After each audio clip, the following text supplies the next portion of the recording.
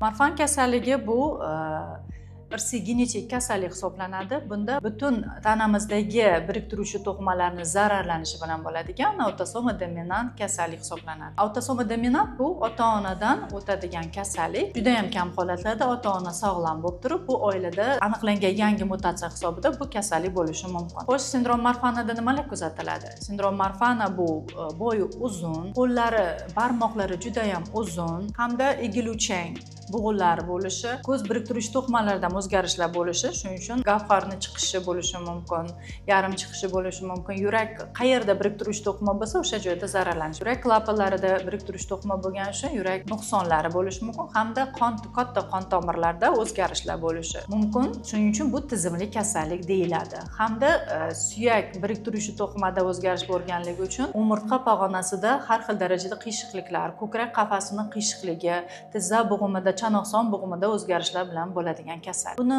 eng yomon tomoni sindrom Marfana og'ir darajalarida yurak katta tomirlarda o'zgarishlar bo'lib, ularda tomirlarni yorilib ketish holatlari, erta o'lim holatlari bo'lishi mumkin.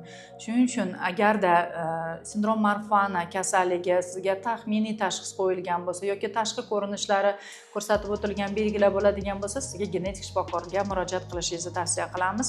Chunki bunaqa oiladagi farzandlarda keyingi o'zini farzandlariga berish ehtimoli 50% hisoblanadi. Hozirgi kunda rivojlangan tibbiyotda biz homiladorlik davrida homiladagi barcha muammolarni aniqlash imkoniyatiga egamiz. Bizni laboratoriyamizga murojaat qilsa, bu bo'yicha bizning mutaxassislarimiz sizga yordam beradi.